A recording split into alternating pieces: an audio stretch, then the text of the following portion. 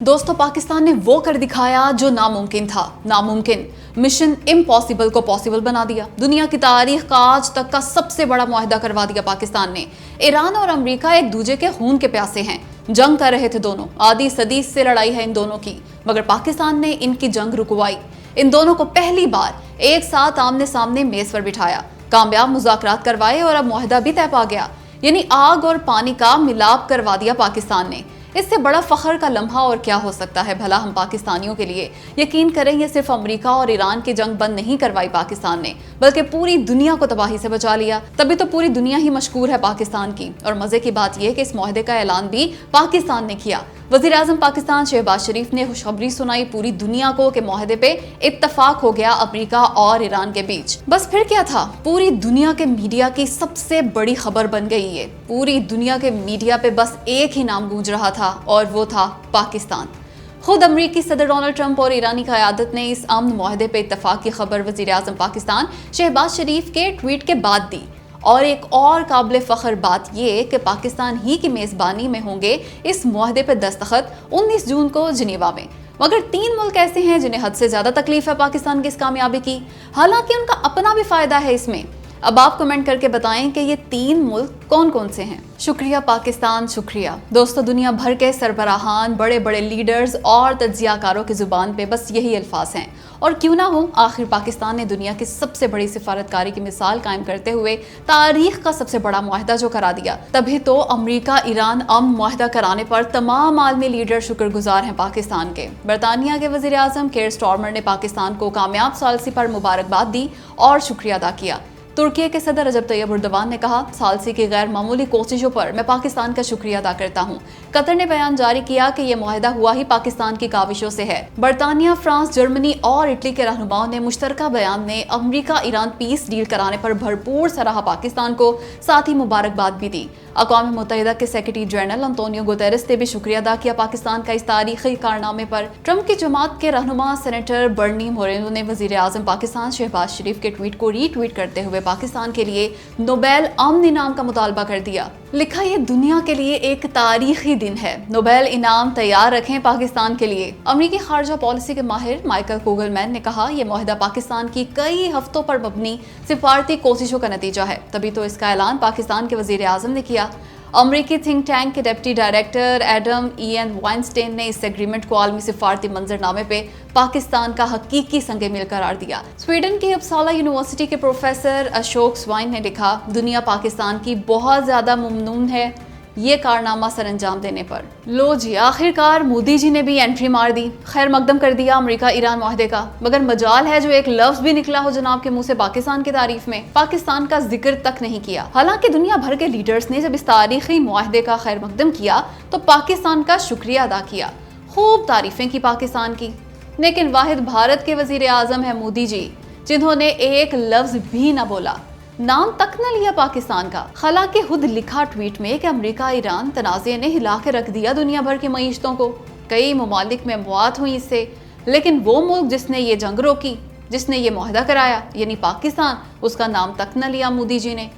इस पे खुद इंडियंस पीछे पड़ गए उनके। स्वीडन की उपसाला यूनिवर्सिटी के भारतीय नियात प्रोफेसर अशोक स्वाइन ने मोदी जी के ट्वीट के जवाब में बला का तंज किया कि पाकिस्तान ने सालसी करके कराया ये एग्रीमेंट। वजीर आजम पाकिस्तान शहबाज शरीफ ने ये मुआहदा होने का ऐलान किया।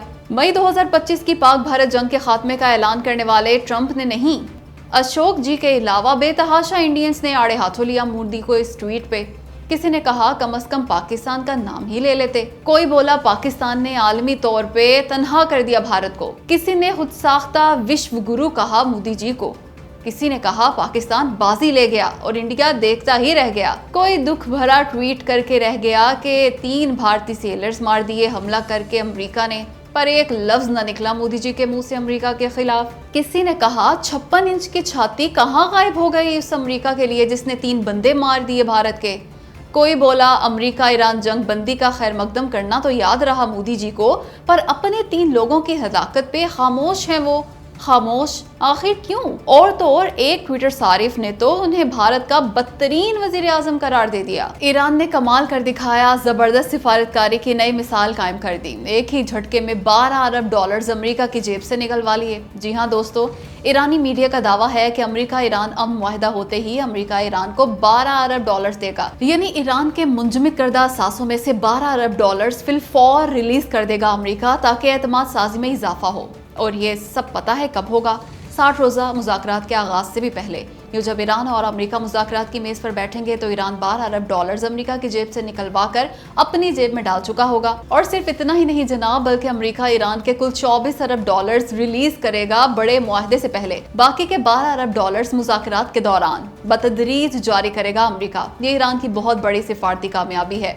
اصل میں ایران کے لیڈر سفارتکاری میں بہت زیادہ ماہر ہیں، تبھی تو انہوں نے یہ انتہا سے بڑی کامیابی حاصل کر لی، کیونکہ کہا جا رہا تھا کہ ڈونلڈ ٹرمپ ہچکچا رہے ہیں ایران کو خود پیسے دینے پر، کیونکہ ان کی سیاست پہ اثر پڑ سکتا ہے اس سے۔ لیکن آخرکار ایران نے منا لیا امریکہ کو اس ڈیل پہ۔ خبردار، ہوشیار، اسرائیل امریکہ ایران معاہدے کو ناکام کرنے کے لیے ہر ممکن حربہ استعمال کرے گا۔ تبھی تو اسرائیل کے قومی سلامتی کے مشیر اتمار بن گوئر نے واضح الفاظ میں مذمت کر دی اس ایگریمنٹ کی، مسترد کر دیا اس پیس ڈیل کو، صاف کہہ دیا کہ ٹرمپ کا یہ معاہدہ ہمیں کسی صورت قبول نہیں، اسرائیل پہ لاگو نہیں ہوتا یہ ایگریمنٹ، اسرائیل فریق ہی نہیں اس کا، اور نہ ہی یہ ضمانت فراہم کرتا ہے اسرائیل کی سلامتی کی۔ اس کا مطلب یہ ہوا کہ اسرائیل جب چاہے گا حملہ کرے گا لبنان پہ۔ ایسا ہوا تو ایران پیچھے ہٹ سکتا ہے اس ڈیل سے، اور تو اور اسرائیلی وزیر دفاع کارٹس نے بھی کہہ دیا کہ لبنان کے جتنے بھی علاقے پہ قبضہ کر لیا اسرائیل نے، وہ علاقہ واپس نہیں کیا جائے گا۔ اگر ایران نے حملہ کیا اسرائیل پہ تو اس کا بھرپور جواب دیا جائے گا۔ اس صورتحال میں امریکہ پھنس چکا ہے۔ امریکہ کو ہر صورت قابو کرنا ہوگا اسرائیل کو، ورنہ یہ بیل منڈے نہیں چڑھے گی۔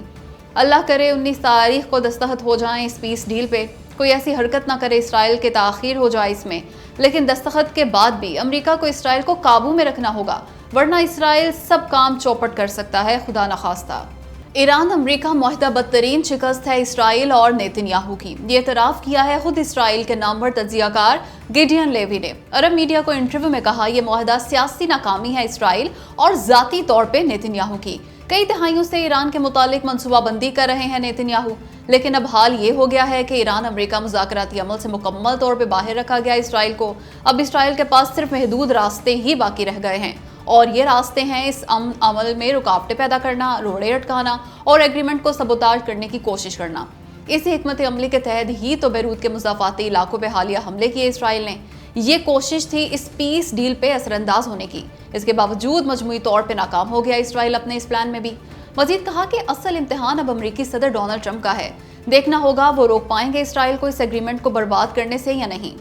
لبنان اور ایران کے معاملات آپس میں جڑ چکے ہیں، اور یہی تو سب سے بڑا چیلنج ہے اس معاہدے کے لیے۔ دوستو، امریکہ نے حملہ کر کے نہ صرف بھارت کے 3 ملاح مار ڈالے بلکہ دھمکی بھی دے ڈالی۔ ہوا یہ کہ خلیج عمان اور آبنۂ ہرمز کے قریب 4 دنوں میں بھارت کے 3 بحری جہازوں پہ حملہ کیا امریکی نیوی نے۔